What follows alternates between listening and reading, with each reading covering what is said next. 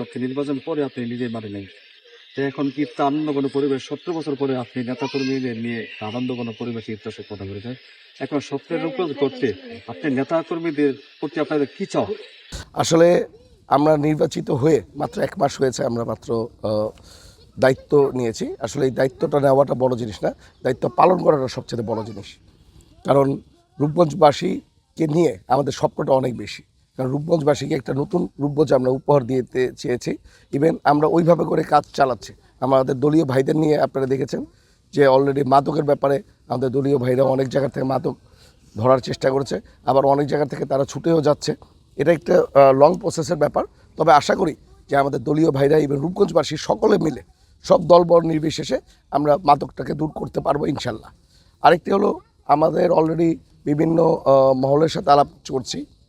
আমাদের অলরেডি কিছু খাস জমি আমরা বের করছি, যেটা বাচ্চাদের খেলাধুলার জন্য আমরা জায়গাগুলি বের করে দিব। ইভেন বাচ্চারা যাতে সুন্দর করে খেলাধুলা করতে পারে, ইভেন তারা যাতে নতুন ওয়েতে যাতে মাদকের দিকে না যায় ওটার দিকে চেষ্টা করছি। আমরা বিভিন্ন মিল মালিকের সাথে বসেছি। আশা করি যে এখন থেকে আমরা চেষ্টা করব যে যাতে এলাকার মানুষকে যাতে আপনার ওইখানে চাকরি দেয় মিল কারখানায়, ওই জিনিসটাও আমরা চেষ্টা করছি।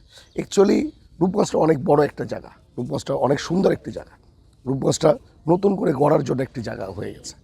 এটাকে আমি বলবো যে এটা আমার একা দ্বারা এটা সম্ভব না, এটা দলীয় যত ভাইরা আছে আমার তাদের সবাইকে নিয়ে অ্যাকচুয়ালি আমাদের নতুন রূপগঞ্জটা করতে হবে। কারণ নতুন রূপগঞ্জটা করতে হবে, কারণ রূপগঞ্জটা অনেক অবহেলিত হয়ে গেছে, রূপগঞ্জটা অনেক দিকে পিছিয়ে গেছে। ইনশাল্লাহ তবে সুন্দর একটি রূপগঞ্জ আমরা করতে সক্ষম হব। আসলে পলিটিক্যাল মানুষই একমাত্র পারে দেশকে চেঞ্জ করতে। এটা বিগত অনেক বছর ধরে দেখে আসছে, সারা পৃথিবীতেও একটি জিনিস আছে, পলিটিক্যাল লোক ছাড়া অ্যাকচুয়ালি ওই দেশটাকে চেঞ্জ করা যায় না। কারণ হলো পলিটিক্যাল মানুষ জানে মানুষজন আসলে কী চায়, জনগণ কী চায়। এর জন্য আমার আশা যে আমি আসলে পলিটিক্যাল মানুষজনকে নিয়ে এই দেশটাকে চেঞ্জ করতে চাই, এই রূপগঞ্জটাকে চেঞ্জ করতে চাই।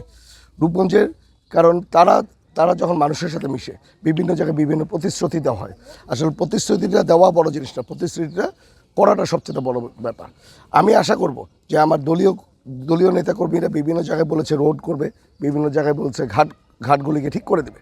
আমি আশা করি যে এই রোডগুলিকে নিয়ে ইভেন রাস্তাঘাট হোক, পানির ব্যবস্থা হোক, অথবা জলবদ্ধতা হোক, এই জিনিসগুলিকে আমরা সবাই যাতে ওই দিকে ফোকাস করি, যাতে রূপগঞ্জটাকে সুন্দর করে সাজাতে পারি। কারণ আপনি দেখেন যে বৃষ্টি আসতেছে সামনে, অলরেডি খাল খননের জন্য আমরা চেষ্টা করছি।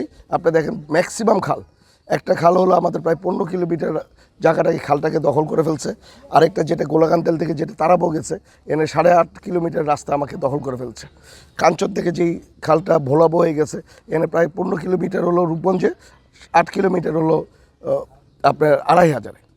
এই খালটা একদম পুরোপুরি দখল হয়ে গেছে। এই খালগুলিকে আমাদের উদ্ধার করতে হবে। এর জন্য এটা একটু লং প্রসেসের ব্যাপার আমি বলবো, কারণ এটা টেন্ডারের মাধ্যমে এটা পাস করতে হবে।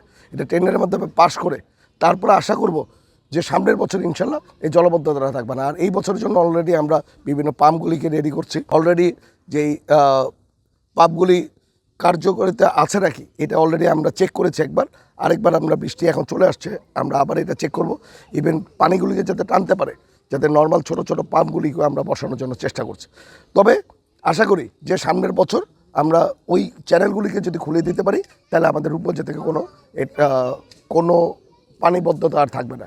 তবে এটা আমাদের জন্য অনেক বড় চ্যালেঞ্জ, কারণ ওইগুলিকে দখল করে রেখেছে অনেক বিদ্যুৎশালী, অনেক শক্তিশালী লোক। তারা ভাবছে, আমার দৃঢ় বিশ্বাস রূপগঞ্জবাসীর সামনে যে কেউ যত শক্তিশালী লোক হোক, যারা দখল করে রাখছে তারা আসলে শক্তিশালী লোক না। তারা ব্যক্তি একজন অথবা একটা প্রতিষ্ঠান, সে হাজার হাজার লাখ লাখ রূপগঞ্জের বাসীকে যে পানিবদ্ধতা করে রাখতে পারে না। যেখানে রূপগঞ্জে বাস করে আমার 20 লাখ লোক, এখানে আমাকে এই কাজটা তারা করতে পারে না। এটা আমি আশা করব যে যার যার জায়গায় থেকে যে যত জায়গায় থাকুক, তারা আগের থেকে তারা সচেতন হয়ে তারা এই জায়গাগুলিকে ছেড়ে দিলে আমাদের জন্য সবচেয়ে উপকৃত হবে। আমাদের আসলে রূপগঞ্জটা গড়ার জন্য শুধু কেউ যদি ভাবে যে এটা আমি একা আমাকে রূপগঞ্জটাকে গড়ে ফেলতে পারবো, এটা আসলে কখনো সম্ভব না।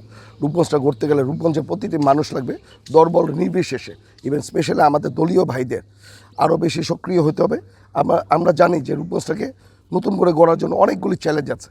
যে চ্যালেঞ্জটা আমরা আশা করি যে এটা ভেরি মাচ পসিবল, আমরা এটাকে নতুন করে করার জন্য আমি এর জন্য রূপগঞ্জবাসীকে আমি আহ্বান জানাবো যে চলুন নতুন একটি স্বপ্নের রূপগঞ্জ গড়ি, চলুন একটি নতুন রূপগঞ্জ গড়ি, যেটা হলো সামনের প্রজন্মের জন্য, আমাদের নতুন প্রজন্মের জন্য নতুন একটি স্বপ্নের রূপগঞ্জ আমরা গড়ে দিতে পারি। ধন্যবাদ সকলকে।